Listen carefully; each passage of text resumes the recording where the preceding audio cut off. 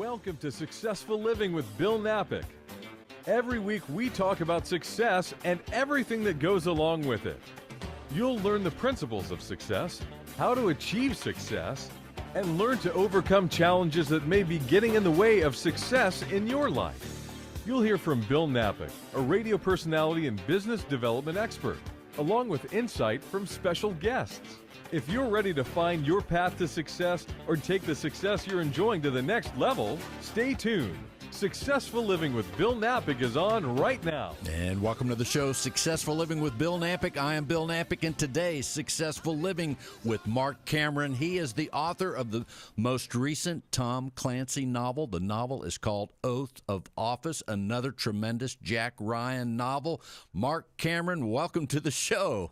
Hey, thanks, Bill. Thanks for having me on. And let's tell people, I think it's a matter of interest. You are calling in to be on the show all the way from Alaska. Yes, sir. We live in Eagle River, Alaska. Been here about 20 years, just north of Anchorage. That sounds fascinating. And let's tell people just a quick word on that. As far as all the places you can live, Alaska, I think, is mysterious to a lot of people. But what is it mostly that you must love about Alaska?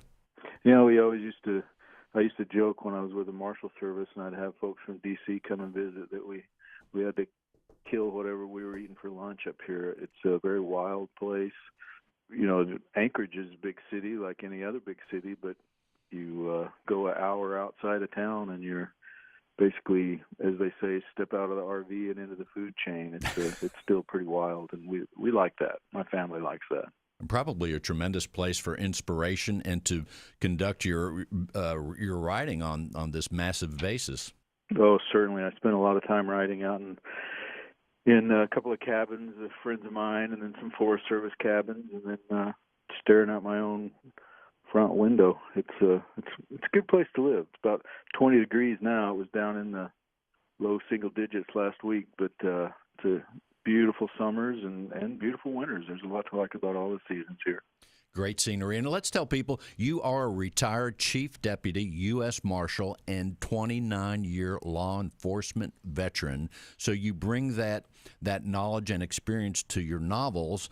Of course, you're living in Alaska. You have so many credentials that lend themselves to action and to adventure just in your own life. Let's tell people a little bit about your experience as a U.S. Marshal. Yeah, sure. I was a police officer in Weatherford, Texas, when I first got out of college, and told my wife early on, but in fact before we were even married, I told her I wanted to be a novelist and teach theater, and then I pulled a quick change on her and confessed that I wanted to be a cop and write novels, and she married me anyway, and I was fortunate enough to get a job in the town I grew up in, Weatherford, and worked there for not quite 7 years, and got on with the Marshal Service and worked. The Marshal Service is broken down into judicial districts, so my first job was in the Eastern District of Texas, which is actually north of Dallas, but it sort of wraps around the eastern side of Texas, all the way down to Beaumont, and then of course, where you are in Houston, that's the Southern District of Texas. But I worked in the Eastern District, and then up along the Canadian border in the Panhandle of Idaho for about 4 years. And then we were in Alaska. I transferred to Alaska in 1998 and spent the last 15 years of my career there, and then we stayed here. And I'll tell people right off, your website is markcameronbooks.com. That's Marc, M-A-R-C, Cameron books.com. And the newest novel, the Tom Clancy novel, is Oath of Office. So let's tell people, give them a little teaser about that, if you would, Marc.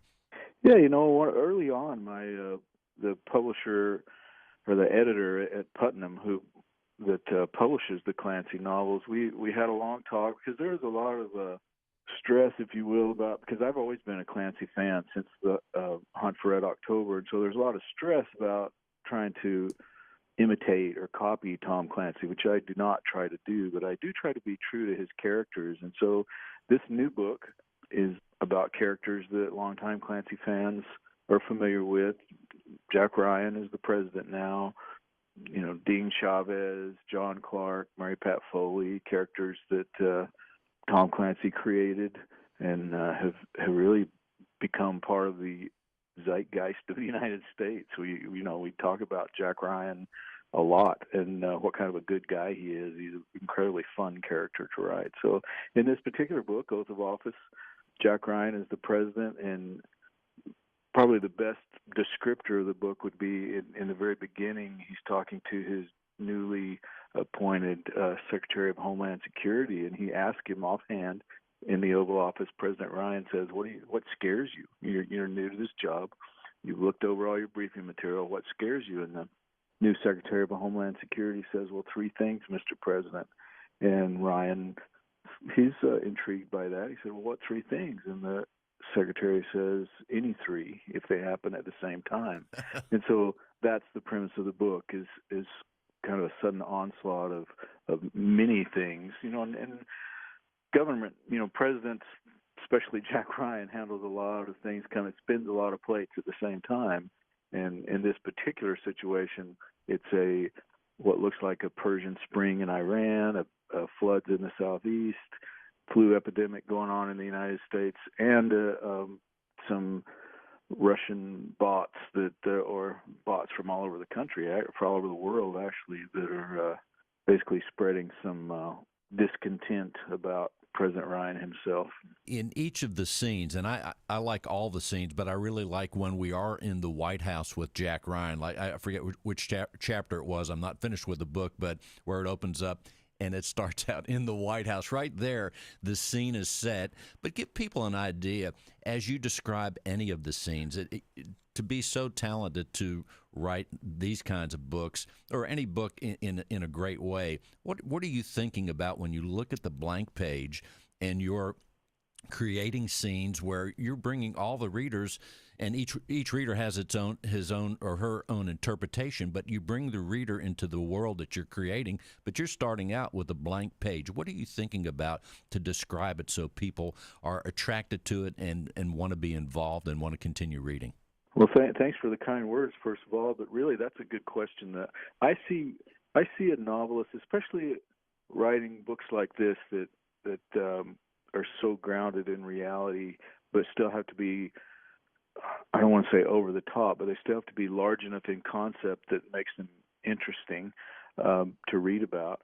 I see a novelist as a kind of a filter, a strainer, if you will, and we're taking in all this information in research or our reading, our studies, our travels, taking in all these bits and pieces of information, and then gleaning out little interesting factoids and tidbits and weaving them in with these characters and these plots so that people say, I didn't realize that. For instance, early on in my career, I was on a protective assignment with the State Department. Sometimes the Marshal Service loans people to the Department of State Diplomatic Security Division, and I was on a protective detail that I can't. It's been so long ago. I think it was the Japanese foreign minister, but it might have been Egypt. We were in the White House, and I'd never been to. I was probably 30, maybe. A police officer from Weatherford, Texas. I'd never had any reason to go to the White House, but as this fairly young deputy marshal, we were just standing post outside the Rose Garden, and we had to go in through the White House. And I remember being struck at that time how small it was. How it's magnificent looking from the outside, but you go in and the ceilings are fairly low, and on TV the Oval Office looks spacious, but it's actually not a very big office compared to what you see on television. So even back then, that would have been almost 30 years ago, I realized, this would be an interesting thing for somebody to know. And so that when I'm describing the Oval or when I'm describing the hallways going in, sometimes through the eyes of a character who's like me on that first trip, never seen it before, the things that were interesting to me, I try to put them on the page to describe to the reader. So when I'm seeing anything, it's those and then transferring it to the page. It's those little facts that I think are my aha moments. I hope that they will be the aha moments for the reader too. Well, you've had a tremendous experience all the way from Weatherford, Texas, as a policeman to do what you're doing now and everything in between. Certainly, the U.S. Marshal, I'm sure there's many things you could draw from there. As far as your inspiration, Marc, and we're talking with Marc Cameron, the author of the latest Tom Clancy book called Oath of Office. You can go to marccameronbooks.com. But as you're doing these things, Marc, how do you get that inspiration? And along the way of, let's say, everyday life in Alaska, or when you're traveling, do you write notes down when you get ideas? How do you capture your ideas to use either in a Tom Clancy book or one of your other projects? That's a really good question. I early on, when I was a detective with the police department, I had occasion to investigate some pretty brutal crimes, and one of those crimes was a homicide. And I was pretty new. I didn't know what I was. I was just learning. I was really fresh and as an investigator, and a pretty savvy Texas Ranger. From being in Texas, that's what Rangers do, is they go and help smaller departments and departments without as many resources. That's one of their missions, is to assist young and experienced investigators like I was. And I remember distinctly saying to him, being surrounded by older deputies from the sheriff's office and, different things, and then looking at this ranger and saying, tell me what I need to do. Tell me, I've got pictures, I got measurements. Tell me what I need to do. And he just said, just write down everything you see. And I really took that to heart as an investigator and also as a writer, because I was trying to write at the time and getting a lot of rejection letters. But when I'm out and I hear an interesting turn of phrase, kind of the neat vernacular of the way somebody says something, with their accent, or when I'm in, a good example would be going to Argentina and hearing somebody say that Argentines are a bunch of Italians who think they're British and living in France. That's interesting to me. Those few words really incorporated what I saw of the Argentines, and my wife's brother is Argentine, so we go down there and see him, and so I glean some of those little things, write that down, and I probably got, over the last many years, my kids call them the book of all books, but they're little. It's a whole volume of small black notebooks, and I have one with me all the time. And then I refer back to those. And sometimes entire books come out of just one or two turns of phrases that I find interesting, and they get me to thinking. The power of words are fascinating, and as an author and as we interact with people all the time, we're choosing words all the time. You're choosing them and creating stories and having a very fascinating profession. I will say this, early on in the book, the character is Lucille. I won't give too much away, but I'll tell you. She's an assassin. That scene, I was thinking about this, and I know you mentioned somewhere in the research that I was reading where you like James Bond. I love James Bond. I wanted to be a secret agent. That didn't work out. But in the meantime, Lucille is in the scene, and she's being observed. That reminded me of the scene at I think it was at the beginning of Goldfinger, where James Bond is on the balcony with a beautiful woman looking at Goldfinger cheating at cards by the pool. Now, I don't know if you were thinking of that when you wrote it, but that whole being observed, someone doing something wrong, I couldn't forget Goldfinger when I saw Lucille and her shenanigans. That's funny you bring that up. That's my sons and I joke about that scene periodically, because Sean Connery, who's one of the icon of American, or not American, but of masculinity, British American masculinity, is wearing this goofy looking terry cloth onesie. That's right. in yes. That scene, but he could pull it off. But I remember that scene well. Yeah, I wasn't thinking about that at the time, but I certainly take that kind of thought process. That's the high concept I was talking about in the beginning of our conversation. You want to keep that high concept in mind. And yeah, Lucille is a good example of a person that the person that I know named Lucille is certainly not an assassin, but I do know my wife and I spend a couple of months every year in the South Pacific, and I do quite a bit of the writing of these books there. It's a good place to unplug, and one of the a young couple that manages the place we stay. The man is from Germany and the wife is from France, and so I just was really fascinated by the way she talked and her character, the way she carried herself and her attitudes. And I said, I want to base a book on somebody named Lucille. Do you want to be a good person or a bad person? She said, oh, I want to be it.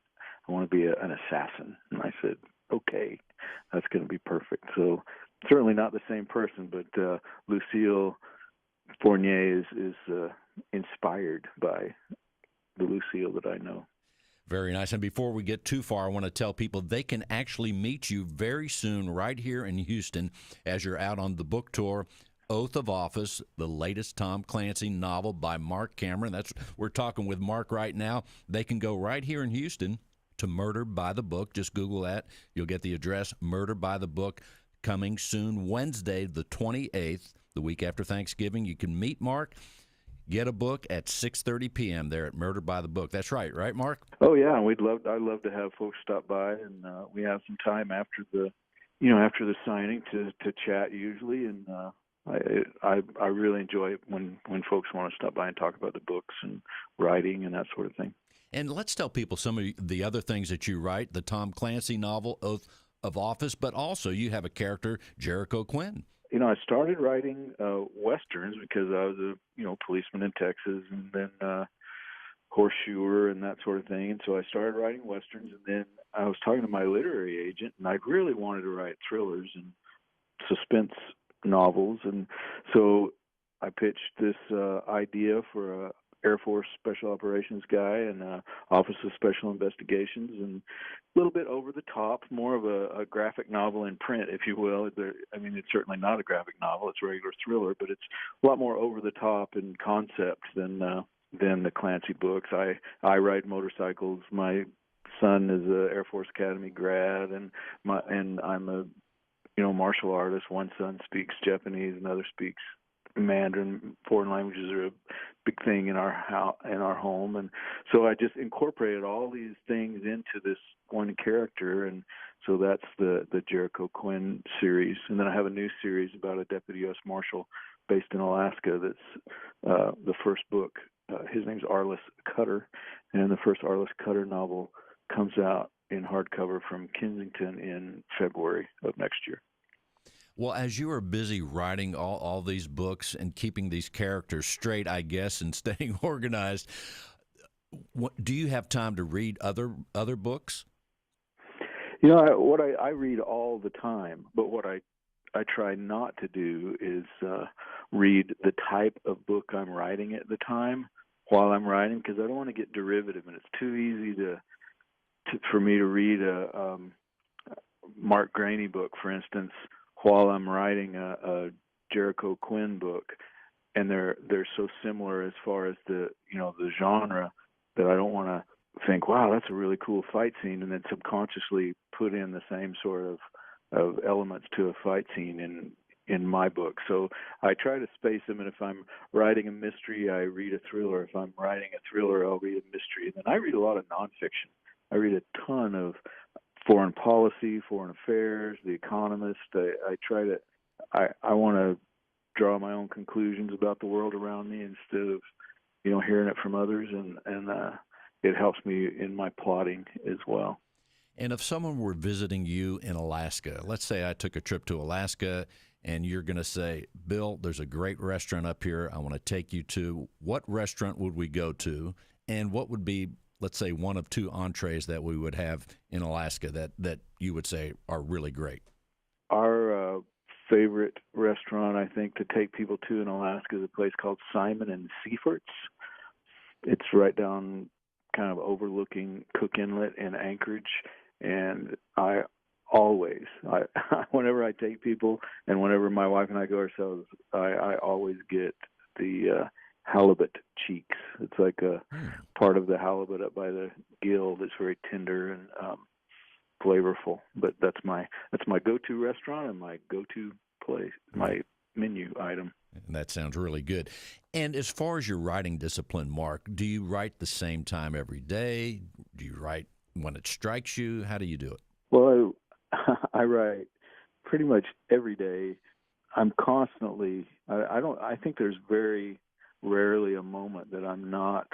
It's doing some portion of the writing business, whether it's research or an interview or answering some questions or sitting down to writing. But I do try to get, as far as pen to paper, I write a lot longhand too. I enjoy writing with a fountain pen. And when I was promoted to chief, my wife gave me a really nice fountain pen, and I just like the way that feels. I like the way the process works when I'm writing longhand. So I write a lot of my rough drafts longhand. But when I'm giving any new writer, or really anybody, when I was a chief talking to younger, newer deputies about work ethic and life and that sort of thing, I had a college professor who gave me, I think, probably the best piece of advice about any of that stuff. And he said, Mark, he said, Mark, you are never going to amount to your full potential unless you learn to utilize those 15-minute segments of life that